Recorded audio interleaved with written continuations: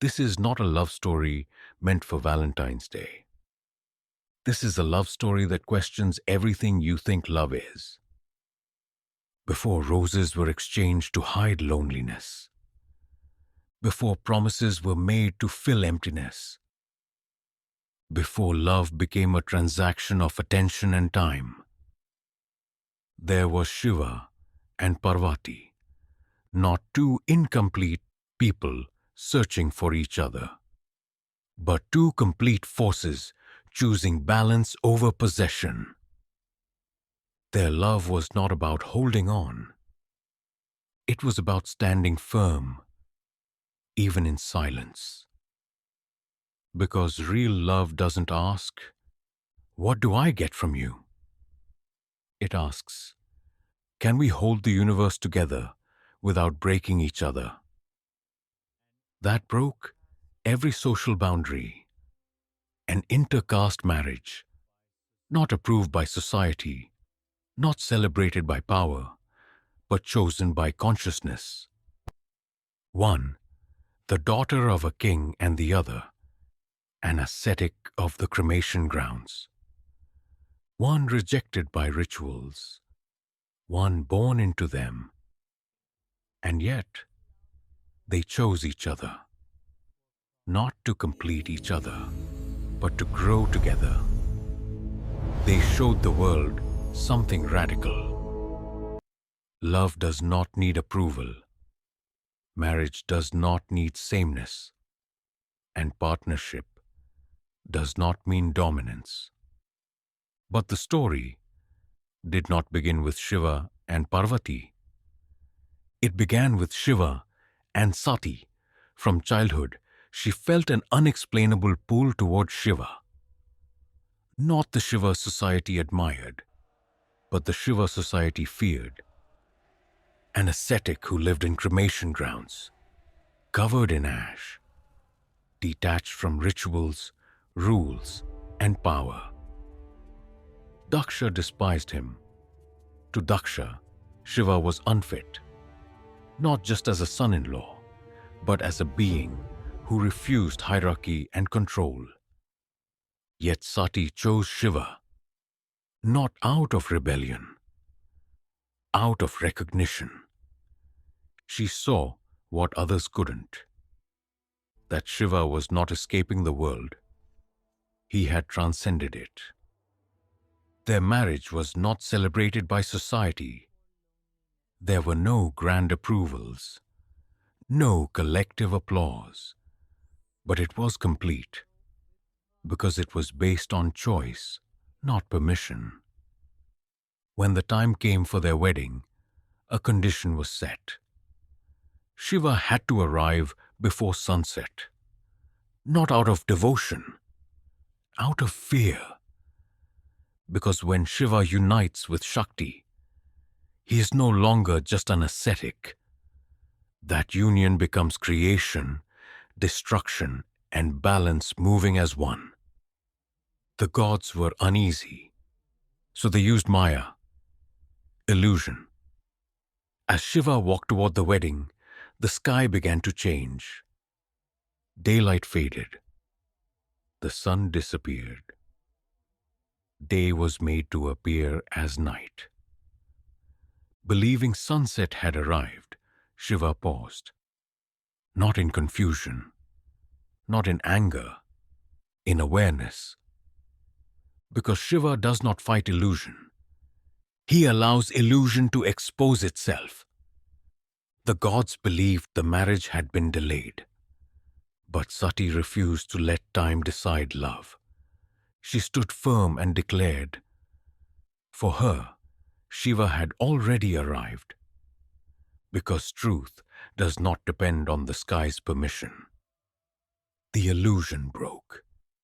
Day returned, and the marriage was completed. Even gods fear unions that threaten their control. But love rooted in truth bends illusion itself. Sati lived with Shiva in simplicity, but Daksha's ego never healed. When Daksha organized a grand yajna, he invited every god, except Shiva. Sati went alone, hoping her father would not insult her husband. What she witnessed shattered her. Shiva was mocked, ridiculed, called impure and uncivilized. Sati spoke. She reminded the assembly that rituals may create form, but Shiva is consciousness itself. Daksha refused to stop. And in that moment, Sati understood a painful truth. Love cannot survive where ego is worshipped. She chose neither argument nor silence. She entered meditation and invoked her yogic fire, declaring that the body born from Daksha would not remain where Shiva was dishonored. Sati gave up her body. When Shiva felt it, the universe trembled. He lifted Sati's lifeless form and began the Tandava. Creation shook, and only when Vishnu intervened did destruction stop. Shiva withdrew from the world into deep meditation in the Himalayas. Love disappeared into silence. But love did not end.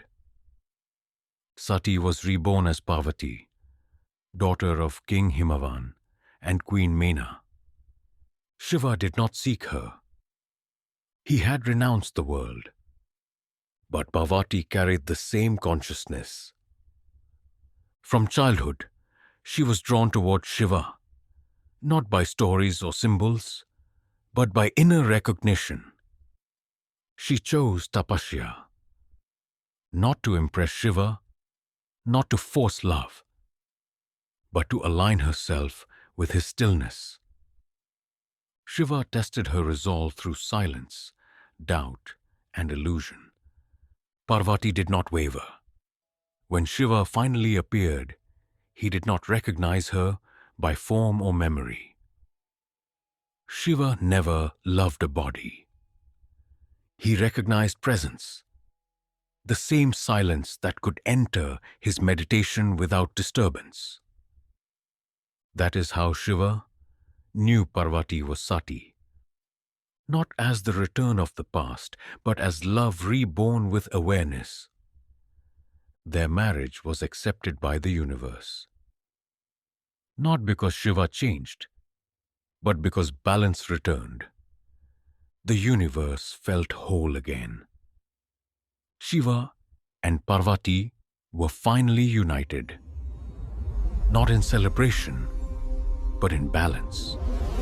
The universe felt whole again. But union with Shiva is never ordinary. Shiva's energy is not human. It is cosmic. According to Shaiva traditions, when Shiva and Parvati united, an immense yogic energy was released, a creative force so powerful that it could not remain within the physical realm. This energy was not desire. It was creation itself. The gods realized that if this force remained unchecked, it could disturb cosmic balance. Someone had to carry it, but no element was capable. Agni, the god of fire, tried to hold it and was burned. Earth tried and trembled. Water tried and overflowed. Creation itself struggled to contain what had emerged. And then Parvati stepped forward. She did not resist the energy. She did not suppress it. She contained it through awareness. Parvati, as Shakti, held the force within herself until it could be released safely into creation. From that energy was born Kartikeya. This moment reveals a truth rarely spoken aloud. True love is not romance.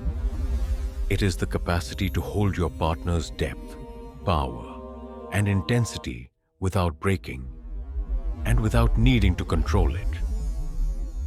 Parvati did not weaken Shiva. She made his energy possible for the world. And Shiva did not overpower Parvati. He trusted her with what no one else could carry. That is union, not excitement, not possession. Pure balance. One day, Shiva left for deep meditation. Parvati was alone. From her own body, she created a child, not through union, but through will. That child was Ganesha. When Shiva returned and was stopped at the door, he did not know the boy. In misunderstanding, Shiva severed his head. Parvati did not collapse. She did not scream. She stood in pain, but in truth. Shiva realized his mistake and he corrected it. He did not defend ego. He restored what was broken. That is called understanding and feeling each other, even if our ego is at peak. Shiva never controlled Parvati. Parvati never tried to change Shiva. Mistakes happened. Pain happened. But truth was always bigger than ego. After marriage, they did not live like an ideal couple. They lived like truth itself. And truth is uncomfortable. Once, Parvati took the form of Kali. Not out of anger, not out of ego, but because a demon named Raktabja had risen. Raktabja was unlike any enemy the gods had faced before. Every drop of his blood that touched the ground gave birth to another Raktabja. Strike him once, he multiplied. Strike him harder, he became countless. The gods were losing. Weapons failed, strategies failed, balance was collapsing. So Parvati manifested as Kali, not to fight, but to end multiplication itself. Kali did what no one else could. She destroyed Raktabja by consuming every drop of his blood before it could touch the earth. The threat was removed. But the battle did not end. The energy awakened to destroy Raktabja was immense. And once the demon was gone, that power had no enemy left. Power, when unchecked, keeps expanding. Kali's energy continued to surge, fierce, unstoppable. The universe began to tremble again. The gods panicked. They did not fight Kali. They did not oppose her power. They went to Shiva, because only love can stop power. Without violence, Shiva did not command Kali. He did not challenge her strength. He lay down in her path. The greatest force of existence placed himself beneath her feet. When Kali stepped on Shiva's chest, she became aware. She realized the destruction had crossed its purpose. Not wrong, not evil, just imbalanced. In that moment, power paused, ego dissolved, and Kali returned to Parvati. This was not Shiva defeating Parvati. This was not Parvati overpowering Shiva. This was balance restoring itself. And then came the final truth. Shiva and Parvati did not become Ardhanarishvara to show romance or symbolism. They became Ardhanarishvara to restore balance in creation. As per Shiva and Shakti traditions, creation functions only when Shiva, consciousness, and Shakti, energy, operate together. Shiva without Shakti is stillness. Nothing moves, nothing is created. Shakti without Shiva is raw power, movement without direction. After multiple cosmic events, Shiva withdrawing into meditation, Shakti manifesting as Durga and Kali, power becoming excessive, and balance repeatedly being disturbed, the universe needed a permanent reminder of equilibrium. So Shiva and Parvati merged into one form, not temporarily, not emotionally, but cosmically. Ardhanarishvara is the declaration that consciousness and energy are inseparable. Masculine and feminine are equal forces. Creation cannot function if one dominates the other. This form ends the idea of superiority. It shows Shiva is incomplete without Shakti. Shakti is directionless without Shiva. They are not two rulers. They are one reality, which means something uncomfortable for us today. There are moments when the woman must lead and the man must bow. Not because he is weak, but because he is wise. If Shiva, the ultimate power, can bow when balance demands it, then what excuse do we have? Today we say, I am the man. How can I agree to her? How can I bend? Shiva himself shatters this illusion. Power does not dominate love. Love balances power. True partnership is not about who leads always. It is about knowing when to lead and when to bow. That is why Shiva and Parvati are not just a love story. They are a lesson that says, true love is not you versus me. It is us becoming complete without erasing each other. This Valentine's Day, don't celebrate love that consumes. Celebrate love that balances, because true love is not, you complete me. True love is, we grow without erasing each other. This Valentine, don't search for someone to fill your emptiness. Become whole first. Only then can love stand beside you. Tato Shakti.